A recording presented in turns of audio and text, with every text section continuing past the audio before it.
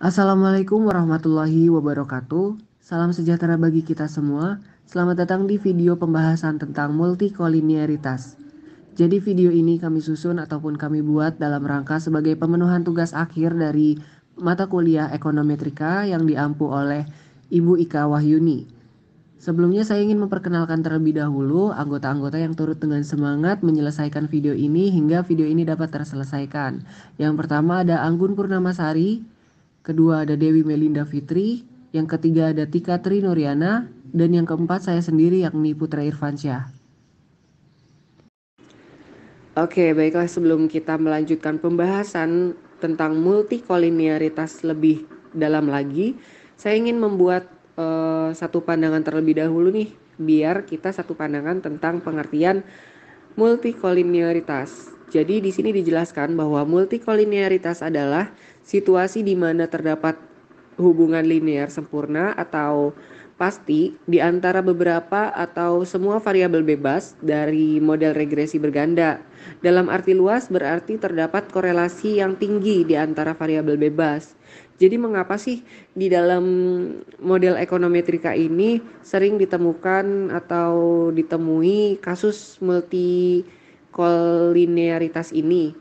Jadi jawabannya yaitu karena variabel-variabel di dalam ekonomi pada kenyataannya saling berhubungan.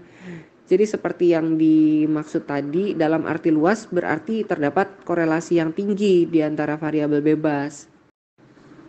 Lalu ada juga dampak dari adanya multikolinearitas. Dampak-dampaknya yaitu ada 4. Yang pertama, nilai koefisien-koefisien regresi menjadi tidak unik. Kedua, nilai standar error setiap koefisien regresi menjadi lebih besar. Ketiga, pengujian parameter regresi pada uji T itu menjadi tidak valid. Yang terakhir, selang kepercayaannya melebar. Terus gimana sih cara mendeteksi multikolinearitas itu sendiri? Nah, di sini terdapat 3 tahap atau 3 poin. Yang pertama, nilai koefisien determinasinya dalam kurung R kuadrat tinggi dalam kurung lebih besar 0,7 dan uji F signifikan tetapi hanya sedikit atau tidak ada variabel bebas yang signifikan. Kemudian yang kedua, sebagian besar tanda arah dari koefisien regresi berlawanan dengan teori dari koefisien korelasi. Yang ketiga, tolerance atau TOL dan variance inflation factor atau dapat disebut juga VIF. Selanjutnya, untuk mengatasi multikolinearitas yaitu dengan cara yang pertama, mengeluarkan satu atau lebih variabel bebas yang berkorelasi dengan variabel lainnya. Yang kedua, menambah data baru atau ukuran observasi karena multikolinearitas bisa muncul akibat ukuran sampel terlalu kecil. Yang ketiga, mengkombinasikan data tampang lintang atau cross-section dengan data urutan waktu atau time series.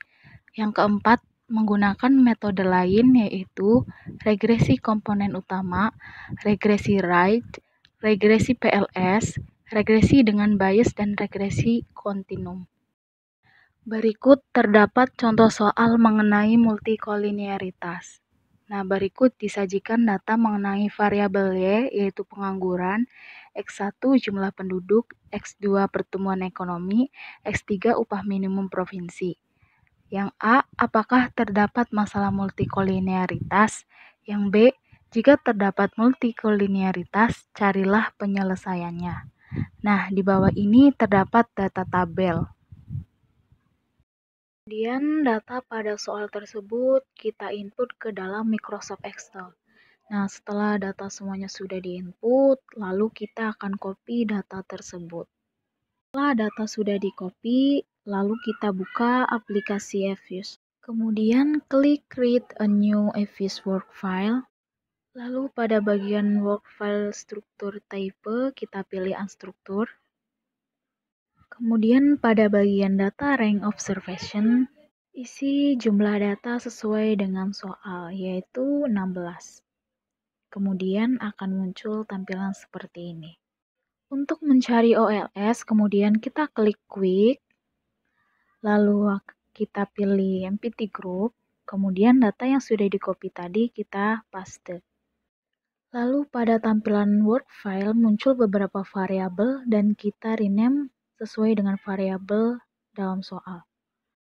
Salah satu yaitu variabel tahun,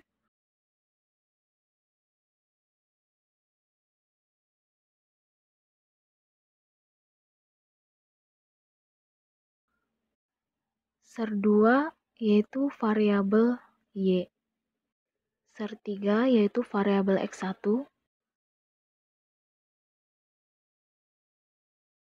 ser 4 variabel x2,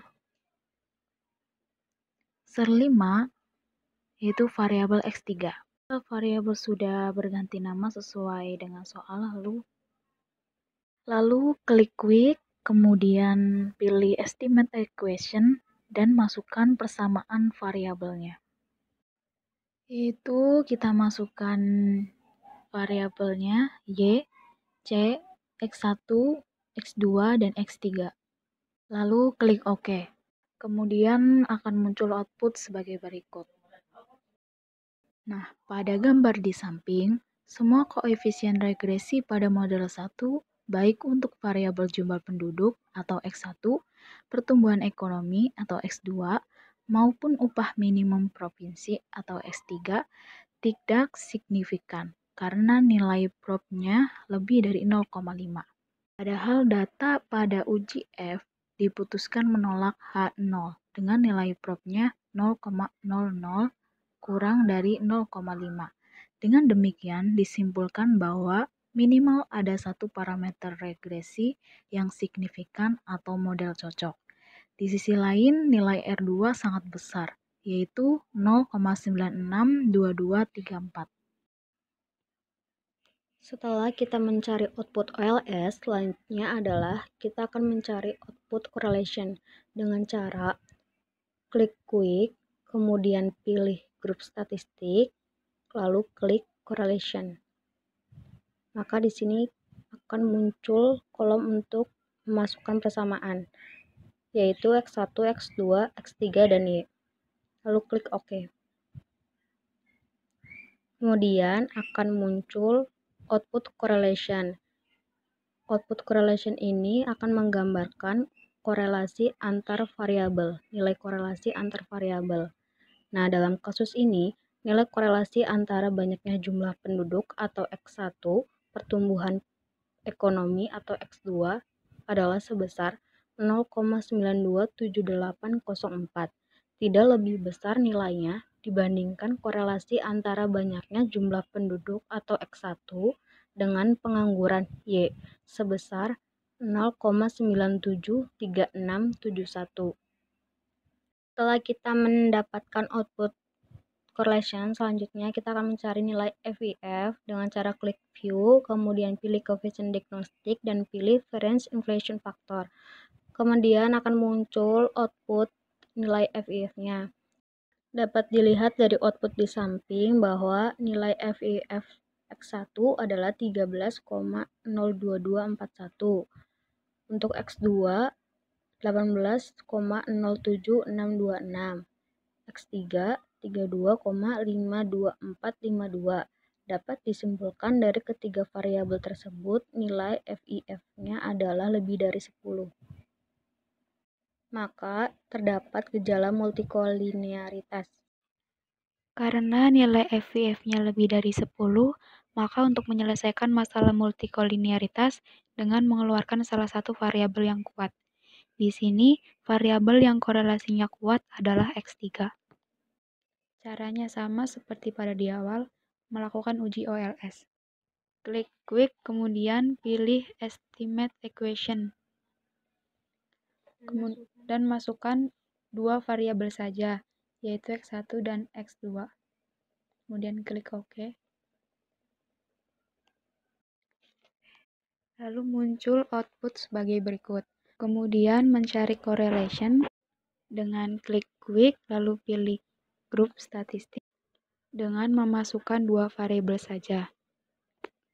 yaitu X1, X2, dan Y. Kemudian klik OK. Kemudian akan muncul output sebagai berikut. Kemudian klik View, lalu pilih Coefficient Diagnosis, kemudian pilih FIF. Lalu muncul output sebagai berikut.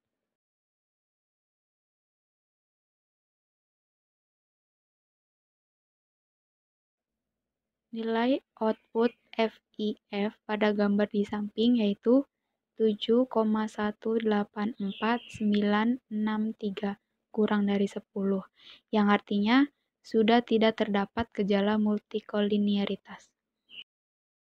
Nah, jadi begitu sekiranya tentang multikolinearitas. Baiklah, pembahasan demi pembahasan sudah dibahas dengan seksama. Atas kekurangan atau kekeliruan kami ucapkan mohon maaf sebesar-besarnya. Atas perhatian dan kesempatan kami ucapkan banyak terima kasih. Kami pamit undur diri. Wassalamualaikum warahmatullahi wabarakatuh.